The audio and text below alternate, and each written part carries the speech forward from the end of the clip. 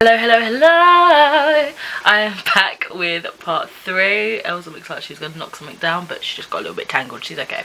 I'm back with part 3, the final part of October's wrap up. I have the remaining 5 books that I read during the end of October, so let's just get straight into them. All of these I do not have physical copies for various reasons, so I will let you know as I go along. The first book I'm going to be talking about here is The Ice Pick Surgeon: Murder, Fraud, Sabotage, Piracy and Other Dastardly Deeds Perpetrated in the Name of Science by Sam Keane.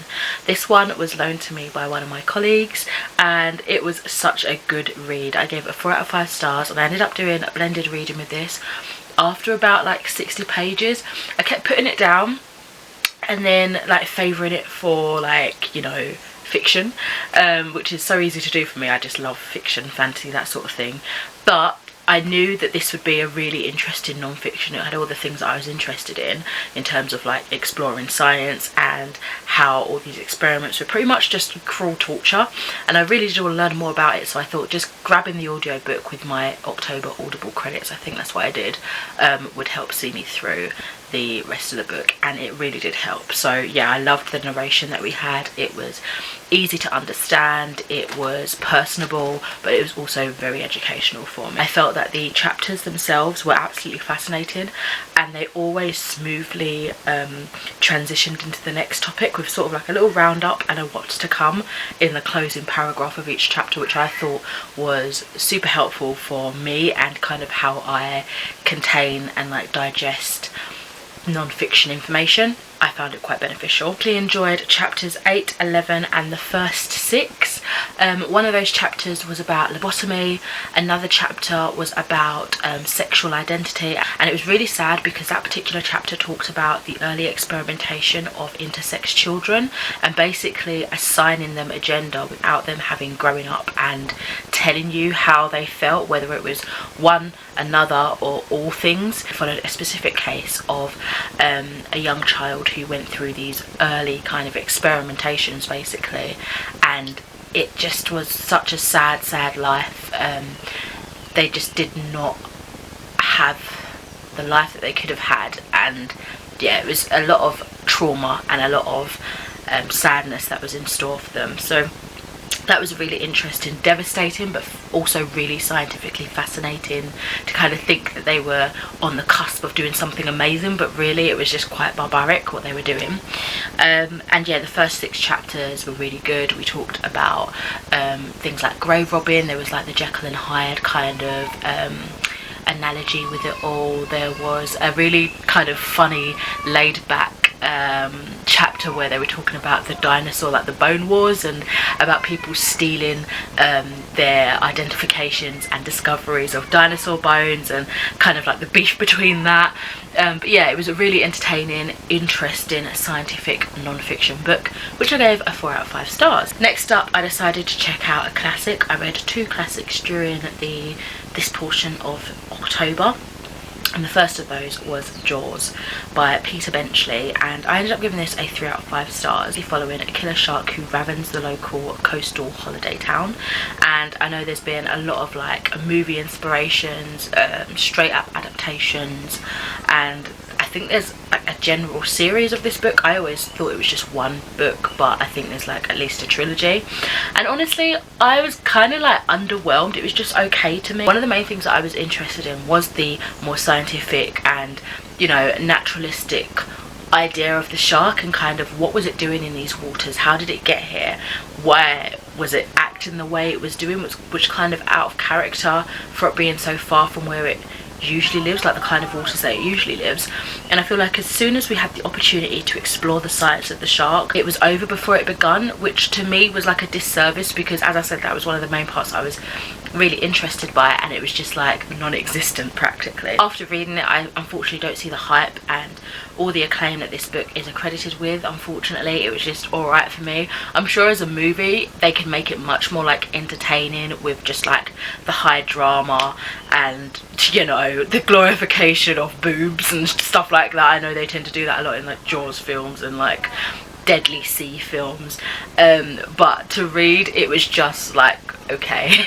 Okay, and then I finished up a book for a book tour that I was on. This was through Black Tide Book Tours, so thank you very much for sending me a digital copy and allowing me to share my thoughts on the book tour. So that post is up on my Instagram if you are interested. But this is for Division X by August Hill, and I gave this one a 4 out of 5 stars. So we're following a main character, Randy, who when visiting her kind of extended family at dinner, they are attacked by a werewolf, and pretty much it's just her and her cousin that is left alive after this. But Randy has been bitten, and upon the next full moon she turns. She is kind of taken by this organisation called Division X and is propositioned to either help the secret organisation in taking down paranormal disturbances and kind of work for them whilst they work out a cure that will eventually be hers to take, or if she does not deem it a worthy cause and wants to help them or work for them and kind of uproot her life in that way, she will be experimented on and will be the way to find the cure. So she's kind of not given really an out, because if she stays with her family, she'll probably kill them all on the next full moon. If she goes with them and decides, you know, well, she doesn't even have the opportunity to stay with her family, that's just not an option at all. If she stays with the Division X, she's either having to work for them, you know, with no particular time period of when this is going to be over. She doesn't know the condition, she doesn't know kind of any payment, anything like that. She has to uproot the life that she knows and kind of just work for them until they say, really. Or she declines, she is on the operating table being experimented on, so she really doesn't have much of a choice. I really liked the platonic Grumpy meets Sunshine with Briggs and Randy. They end up joining up and being kind of like a duo, like a partnership.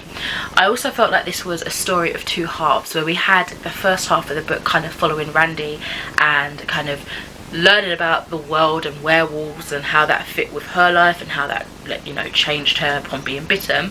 The second half was more like short little stories within the world following all these supernatural paranormal disturbances. They don't always directly involve Randy taking them down, but it maybe involved like her hometown, so it followed her two brothers, her family.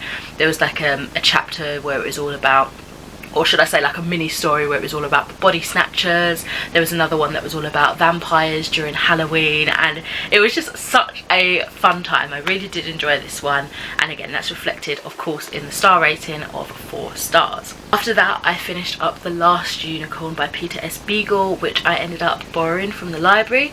I originally like had it out digitally through my library like a couple of months ago, but I kept just not getting to it, so when I saw it physically I was like, let me grab that, because if it's in front of me I might read it a bit quicker, and ended up listening to a YouTube audiobook on there, like a read aloud. I will try and find the link and pop it in the description if you guys are interested. But yes, The Last Unicorn. The unicorn had lived since before memory in a forest where death could touch nothing. She goes on an adventure to discover if she really is the last of her kind, and I gave this one a 5 out of 5 stars. I have a quote for this: "Do not boast, old woman, your death sits in that cage, and here's you." Sassy unicorns, we love them, and literally said so eloquently and harsh but so beautifully. Do you know what I mean? I'm like, damn girl, okay, I see what you did. Anyway, this was such a whimsical, fantastical tale, but it was also filled with so much sorrow and longing, because we are following this unicorn who, you know, she's told by all these people and creatures that she meets along the way that she is the last of her kind. No one has seen them in years and years and years, and she's kind of desperate really to prove to herself that no, she can't be the only one. She would feel it deep inside her bones if she was truly the last of her kind. So it's filled with all these kind of hardships. She gets kidnapped, she gets taken into a circus, you know, she gets captured by a band of like mercenaries, you know, highwaymen sort of thing, and it's just a lot that goes on. She has like one staple friend that really kind of doesn't always act as a friend at times. There's just so much, and she goes through so much alone, still with the fear playing on her mind that she could truly be the last of her kind.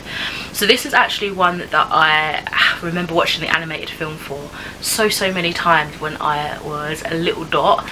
I remember just asking for it all the time, and there was a period of time where I just completely forgot about the existence of what I only knew as the movie, right? So, you know, upon years later, I was like, oh my god, it was turned into a book, or the book came first, which was even better. And it's just been in the back of my mind ever since to get to it. And honestly, having read it, I'm so glad I did. There's so much extra content in there that the movie left out, although the movie is still such a fantastic, nostalgic time for me. Like, the book itself just was written beautifully and nostalgically, and it just has a special place in my heart now, and I kind of just wish that I had my own copy. So I think I might be like low-key on the lookout for a copy to buy for myself just to keep, because it just brings back so many fond memories. And even though it is my first time reading the book, obviously my memories come from loving the animated film, and it just having something else to add to that enjoyment just made me so happy. So yeah, if you haven't already read The Last Unicorn, it's for all ages. Young, you know, the young at heart, like anybody can just enjoy this and thoroughly just have a good nostalgic joy through it, I would say. I realised I read 3 kind of classics, because I would sort of class The Last Unicorn as a modern classic. Same, I guess, with Jaws, and then we have The Lord of the Flies. So this one is 1954, so I guess kind of modern classic. I don't know where classic and modern classic ends, but to me it's kind of like an older, studied in school kind of book, but it's still more like relevant, like new, if you know what I mean. Modern classics, right? This is by William Golding, and I gave it a 3 out of 5 stars. So basically, a plane wreck deposits a group of schoolboys on an isolated tropical island where they have to fend for themselves and kind of hope for salvation, I suppose. This was kind of reminiscent to me of Peter Pan and the Lost Boys, which is interesting, and once I latched onto that concept a little bit more, I kind of enjoyed it a touch more, because it, you know, when you kind of find something that's familiar in something that you're otherwise unfazed by or not too sure on, it kind of drives you a little bit more to continue with that thing. I think that was the situation here. I do think it had really interesting analysis of humanity, trying to stay in control when dealing with the unknown. Obviously the fear of, are we going to get saved, what are we going to eat, how are we going to divide everything fairly with chores and food and cooking, how are we going to look after the little ones as opposed to ourselves who are still very young, you know, all of that, trying to deal with that as teenagers and young children without any adult presence, any kind of protection really, was interesting to see, like the breakdown of their little society. That was fascinating. There was a lot of themes and discussions, however, that definitely went over my head, and I feel kind of short-sighted by it because I know there was so much in it that I just couldn't grab hold of, unfortunately. So yeah, I gave that a 3 out of 5 stars. And that, of course, is the end of this video. That is the end of all October's reads. I think I read a total of like 24 books in October, which was amazing. A lot of that was done by audio books on like 3 speed, you know, blended reading where I was reading and listening at the same time, but obviously on a higher speed, so it was going and I was like, woo! But do you know what? I had a good time reading a lot of various different stories, new authors, new to me authors, some classics, some newer release stuff. Great times all around. So yeah, you guys should let me know what you read last month and what your favourite book was. I would love to know. Thank you so much for watching, and I shall catch you in another video soon. Bye!